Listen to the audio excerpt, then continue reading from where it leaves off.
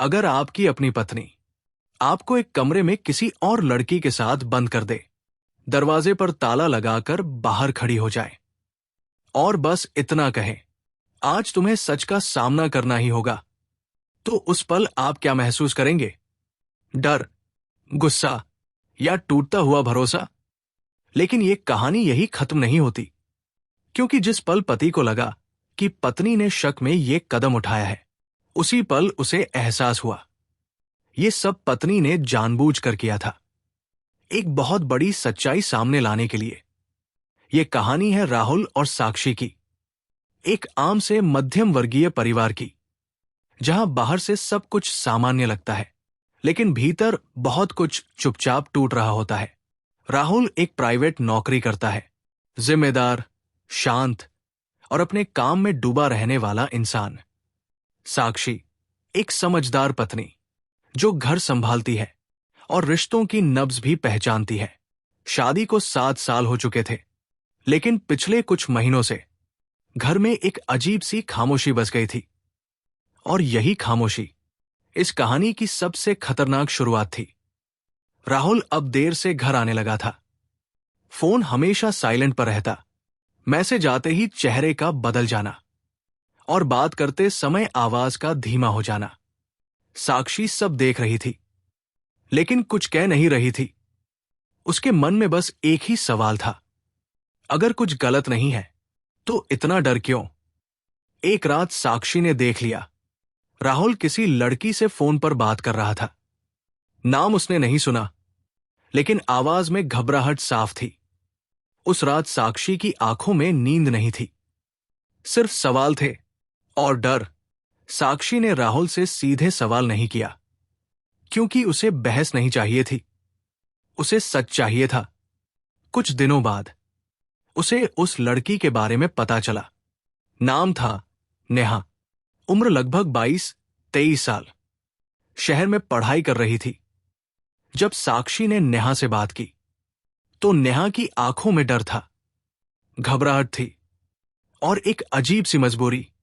नेहा रोते हुए बोली, दीदी, राहुल जी गलत नहीं है। यहीं से कहानी ने नया मोड़ लिया। साक्षी को पता चला कि नेहा राहुल की दूर की रिश्तेदार है, जो पढ़ाई के लिए शहर आई थी और राहुल बस उसकी मदद कर रहा था। लेकिन समाज सच्चाई नहीं देखता, समाज सिर्फ शक देखता है। साक्षी जानती थी, अगर आज उसने हालात नहीं संभाले तो कल कोई और इस सच्चाई को गलत रंग दे देगा। और तभी साक्षी ने वो फैसला लिया जो हर पत्नी लेने से डरती है। एक छोटा सा कमरा, अंदर राहुल और नेहा। नेहा घबराई हुई, राहुल हैरान। साक्षी ने दोनों को कमरे में भेजा और बाहर से दरवाजा बंद कर दिया। राहुल ने चिल्लाकर कहा, साक्षी, ये क्या कर रही हो? साक्षी की आंखों में आंसू थे, लेकिन आवाज में मजबूती। आज सच बाहर आना चाहिए राहुल, आज तुम नहीं। समाज इस कमरे में बंद है। बाहर खड़ी साक्षी, अंदर राहुल की इज्जत और बीच में एक पत्नी का भरोसा। कुछ देर बाद दरवाजा खुलता है। राहुल की आंखें नम है, नेहा चुप है। राहुल धीमी आवाज में कहता है, आज पहली बार समझ आया कि एक औरत रोज क्या झेलती है। वो सबके सामने सच बताता है। नेहा की पढ़ाई, उसकी मजबूरी और अपनी सबसे बड़ी गलती, चुप रहना। साक्षी सामने खड़ी होती है। एक औरत सबसे ज्यादा धोखे से नहीं डरती राहुल, वो डरती है बदनामी से।